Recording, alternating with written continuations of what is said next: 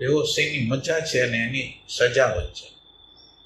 બેહોશીમાં મજા છે, ખબર તમને કંઈ પડતી નથી તમારી, પણ નાના નાના પ્રસંગો તમને હલાવી જાય છે. નાના નાના પ્રસંગો બનતા હોય આજુબાજુ, એ આપણને દુઃખ પહોંચાડી છે. એટલે મજા કેવી રીતે કેવી ખબર નથી. પ્રતિ ક્ષણે કોન્ફ્લિક્ટમાં હોય આપણે. હા, પણ એક એવી ટ્રેક પડી ગયું કોન્ફ્લિક્ટ ઉભો થાય ને એટલે એનો પોતાનો રસ્તો પોતાની હાથે ડાયવર્ટ કરી નાખે. હા, એટલે પોતાની અંદર એનો સૌથી ઈઝી રસ્તો એ કે સામેવાળાની ઉપર બ્લેમ છોડી દો. હું તો બરાબર ઓલો સમજતો હોય, પછી ત્યાંથી સેટ કરી દીધો ને એટલે બસ પોતાને નથી જોવું પડતું ને, બસ એટલી એની મજા. ઓલું તો પણ એટલા માટે કોઈને બ્લેમ કરવો પડે, દુઃખી થવું પડે, કોઈ ઘટના અનુકૂળ ન આવે તો આપણને સુખ દુઃખ થાય, બધી વસ્તુ તો થાય. તો એની તો એક અહેસાસ થયો કે આના સિવાય તો રસ્તો જ નથી. જાગરણ સિવાય તો બેહોશીમાં તો કેમ મજા છે, પણ એ તો આમ ક્યાં સુધી કેમ લંબાઈ જાય ખબર જ નથી. અને આમાંથી હોશમાં લાવવું તો બહુ એટલે આપણે આ સત્સંગમાં કોઈને આગ્રહ નથી કરતા. આપણે આ સત્સંગમાં એમ કે ઓછામાં ઓછા લોકો હોય એમ આપણે ઈચ્છીએ કે આ ઓછામાં ઓછા લોકો હોય, વધારે ન હોય, કારણ કે આમાં તો હોય ના શકે. તમારું તો કામ મને બહુ અઘરું એટલે વાત છે. એટલે આ સત્સંગને, મારા સત્સંગની જ ભલામણ કોઈને ન કરું કે તમે આવતા નહીં. કોઈ કઈક ભૂલ કરતા હોય ખબર પડતી તો એ નથી, આમ કેતા બીક લાગે કે આ કહેવાય નહીં, કારણ કે સામે એક્સેપ્ટન્સ જ. હા, એક્સેપ્ટન્સ. અને ભૂલ મેં કીધું એટલે બધી જ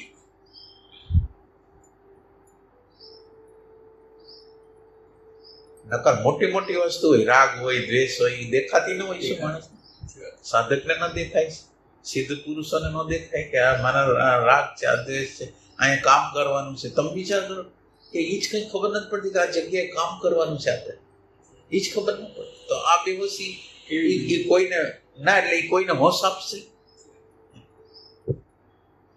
જાગૃત ચેતના સિવાય હા, વ્યક્તિને કોઈ સાચી જગ્યાએ દેખાડી શકે ઇમ્પોસિબલ. આપણે કોઈને વળગવા જઈએ છીએ તો આપણને ખબર ન પડે કે આપણે એટેચમેન્ટ કરવા જઈએ છીએ, આટલી ખબર ન પડે. અને એ જ વસ્તુ કેવી દુઃખ દુઃખ એટલે આમાં આખી દુનિયા જે દુઃખી છે ને એ પેલા રિલેશન કરવા જાય છે, આમ નજીક જાય છે, પછી જે ધડાકા થાય છે અંદર.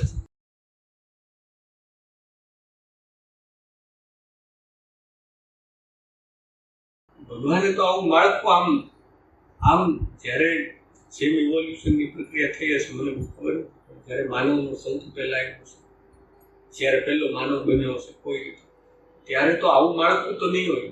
આવું પછી આવું માળખું આવવું જોઈએ. ક્યારેય એવું એમ સારું ન હોય. માળખું આવવું જોઈએ.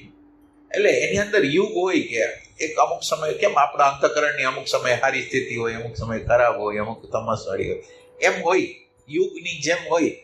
હોય તો આ જ છે. માળખું એટલું બધું ડેન્જર કે આવવું જોઈએ. માળખું ગમે ત્યારે ગમે તે સમયે એ દબાયેલું હોય.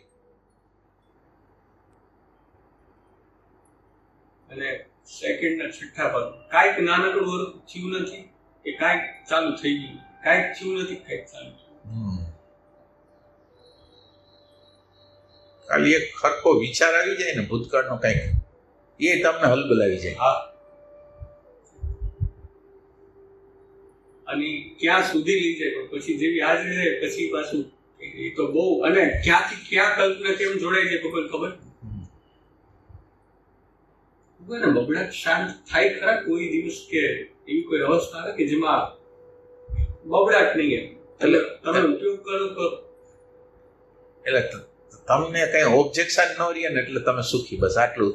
ઓલું થાય કે ન થાય એની વાત આપણે નહીં કરવાની. તમને કંઈ દેખાય છે એમાં વાંધો તમને જ્યાં લગીને હોય ને ત્યાં લગીને બધા પ્રશ્ન છે. બાકી હોય ને તમને કાંઈ નથી તો એ શું કરી લેવાનું છે?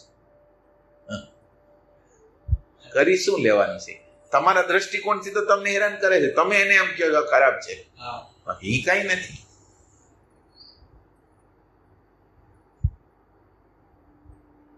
એટલે જોવાનો જે દ્રષ્ટિકોણ છે ને એ સમસ્યા પેદા કરે છે. જોતા નથી આવડતું એટલે સમસ્યા થાય. જોતા આવડી જાય તો તમને નો ઓબ્જેક્શન છે, ને નો ઓબ્જેક્શન છે તો અન્ડરસ્ટેન્ડિંગ સિવાય કાંઈ નથી. સમજ જ છે.